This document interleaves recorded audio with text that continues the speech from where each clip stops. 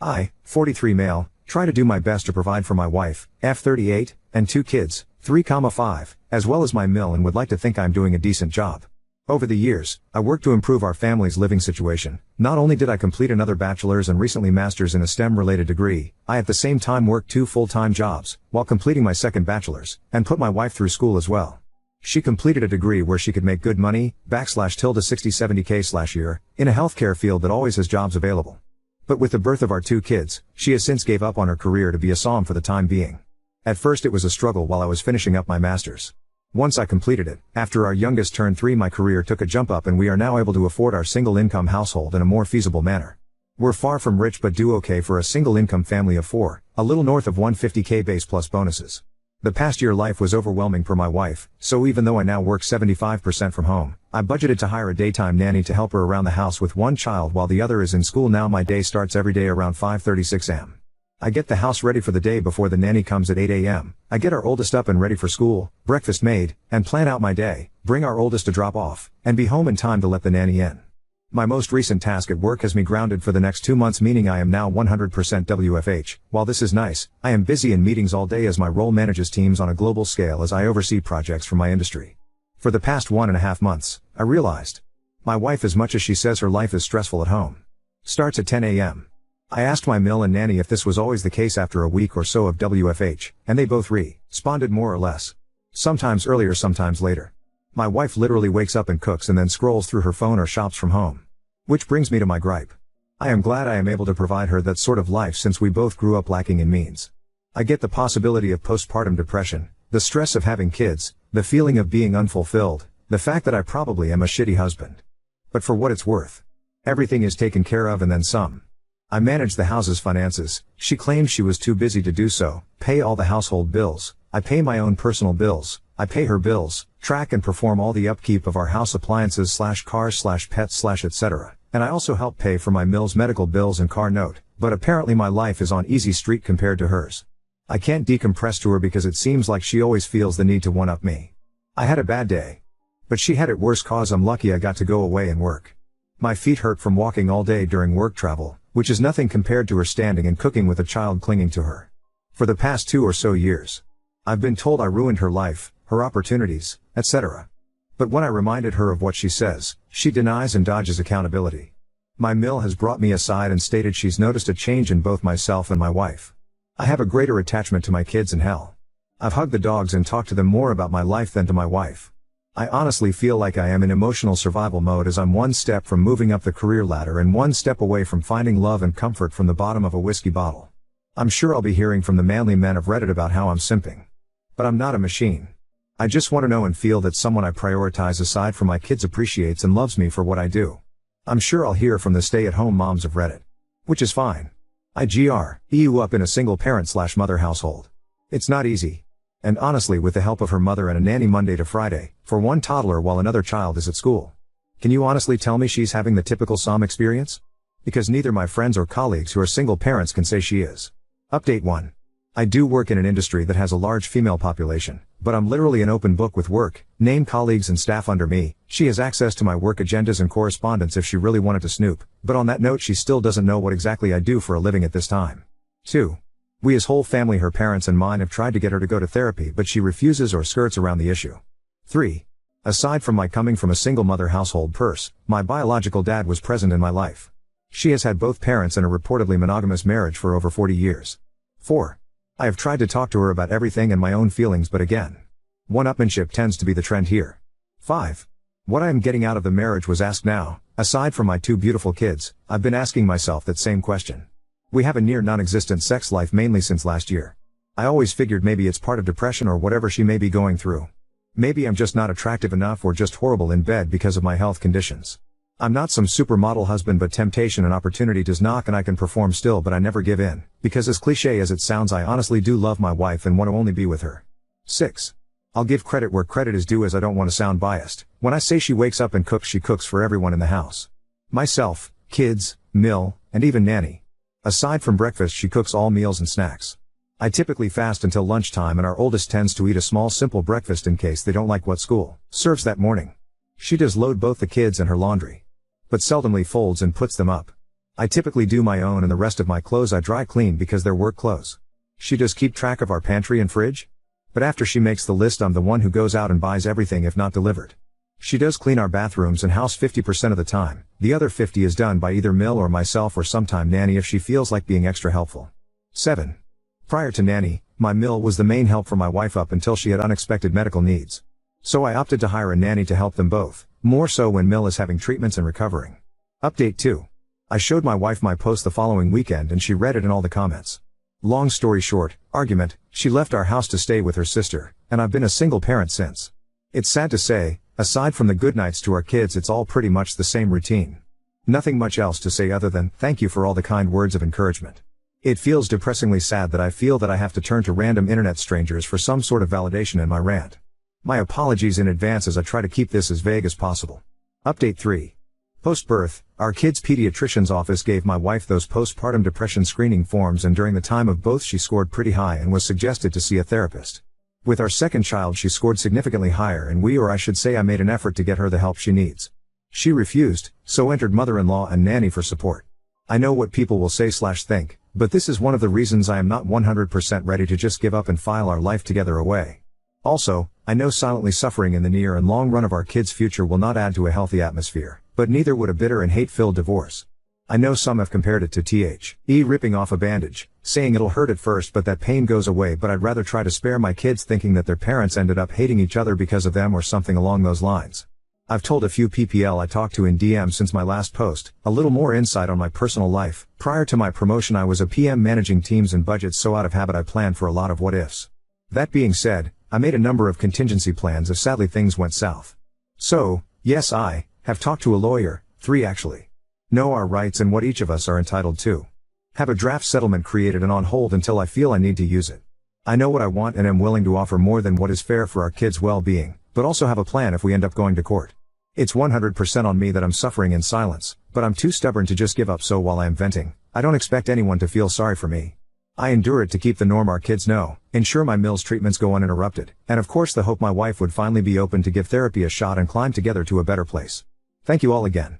I just wanted to update those who have been kind enough to check up via DM and comments. Apologies in advance for the lengthy post. It's a bit of irony and coincidence that I made a follow-up from the update on 6 May 2024 I made on my original post during Men's Mental Health Awareness Month, but I could really use another outlet outside of my therapist. My apologies if this isn't the storybook ending/destroying of a relationship people were hoping for. To save you a read. Wife left. Came back like nothing happened. She made it about her. Nothing's changed. I'm continuing to be suffering mentally knowing nothing will change while trying to keep it together for our kids. Lots of takeout. The day after she packed up and left, my wife attempted to come back and take the kids with her to her sisters. Naturally I was against this, and thankfully so was her whole family including said sister. Not only was it not fair to our kids for her to sweep them away into a home that's not theirs, but to put that financial and housing stress on the rest of her family since she doesn't work and her sister and her family, husband and 3 kids, stays with their dad in the house they grew up in. After a little over a week of being away, I guess she cooled off, so she just decided that it would be fine if she walked in the door with her bags as if she just came back from Target. She came into my office while I was working and angrily stared at me while I sat on a conference call meeting with my team, and I couldn't just jump off as this is a busy time of the quarter for us. I guess that didn't sit well with her because once I took off my headset and closed my laptop she started yelling at me about how much I really don't care about her and her well-being overall. At that moment I couldn't do anything more than look at her and just shake my head. Mother-in-law came in after hearing my wife yelling and pulled her away, telling her to not bother me, while our nanny kept our youngest away from it all on the other side of the house. That night after the kids were put to bed, I sat in my office by myself with a drink as I've been doing for the past nights, and my wife came in. We talked. We argued. We cried. We drank. One thing led to another and we were in bed. I wish I could say that was our making up, but the next sobering morning as we laid there, she went on about how hard it was for her the time she was gone. Literally. It was about her struggles staying at her family house in her old room with her dad and sister's family. How lucky I am to be able to stay here and do this and that and buy this or do that and not stress as much as they did. How easy my and everyone else's in our family lives are compared to hers, even though we had similar upbringings. My mind and heart broke hat morning.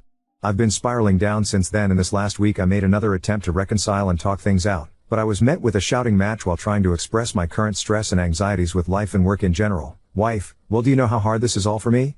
You're supposed to help me be happy. Me, so when it comes to my happiness, stress, needs, and overall well-being. FK me get over it, right? Wife, we all have our own problems, you need to figure it out and get over them. I don't know who the woman I am at home with is, but that wasn't the woman I married and vowed to spend my life with and raise our kids together. Since that conversation, I've been noticeably distant with her. I've been sleeping in my office or on the couch or with my kids in their bed after putting either one of them to sleep. Still doesn't change her starting her day at 10 a.m. and sitting on her phone talking to her mom groups between cooking meals with the kids in both mother-in-law and nanny's care. Nothing has changed, and I doubt that anything will change. Sadly, I think even if we got a divorce, nothing would change or feel different anyway, since during my wife's leaving the days seemed like any other day except with a little more takeout than usual. My main fear there isn't that I wouldn't just lose my wife, I'd lose my kids in the process. So I guess it's sad to say the grand finale to my story with, like a lot of men and some women I've talked to here, I'll just continue to smile and suffer in silence. Edit, now deleted comment history found by a commenter. From his comment history, I've been struggling with Ed in my later 30s early 40s, for a while I thought I had low testosterone or it was due to my health. I got healthier, lost the weight, lowered my blood pressure, got off the meds, and when that didn't work I got consultations from a few urologists and endocrinologists. I did test for low T. So I got on hormone therapy. It somewhat worked. But a few of the urologists highly suspect I have a penile venous leak. After talking to quite a number of experts in the field and looking for alternatives, I actually found a combination of both medication, Trimix, and device that honestly made me harder than in my 20s early 30s. Even though this combination gets me good to go within 10 to 15 minutes, which is usually focused on foreplay with my wife. For the last of 2021 and early 2022 we were having some of the best sex of our marriage almost daily. Then one day after sex she tells me she doesn't feel happy with it because it's unnatural that I have to take these steps to just make love to her. She then compared me to her ex in bed. I laid there next to her in silence and just turned away.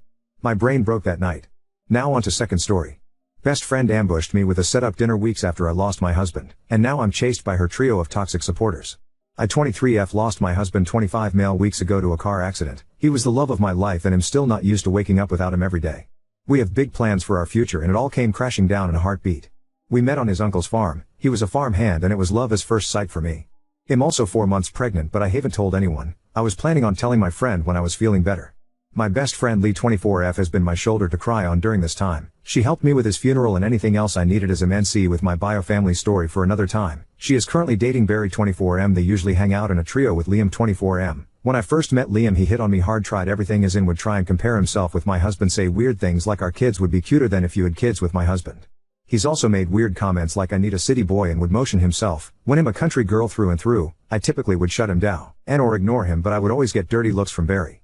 Skip to Sunday night, I got a message from Lee begging me to come to dinner with her because she wanted to treat me as I had been through a lot in the last couple of weeks. Feeling not so shit about myself I decided to go. When I arrived she wasn't there, so I texted her asking how long she would be and she told me 5 minutes. She's just running late and is around the corner, so I sat down and ordered a drink. Now 5 minutes comes and she's still not there, so I gave her the benefit of the doubt and waited another 5. When I'm about call her, Liam comes rushing over and gives his apologies for being late. I asked him what's he doing here because I'm waiting for Lee and it was a 2-chair table. He smiles at me and grabs my hand. I ripped it off of him and he just says, oh, I asked Lee to set us up. Now that husband's name isn't a problem, we can finally get to know each other. He looked so cringy and I'm telling you I was floored. I stood up and told him that I wasn't interested and I certainly don't give a flying fuck about getting to know him, and that I just lost my husband without a word of a lie. This man stands up and said, I know you're being overly emotional right now, so we'll forgive you for that. Sit down with me.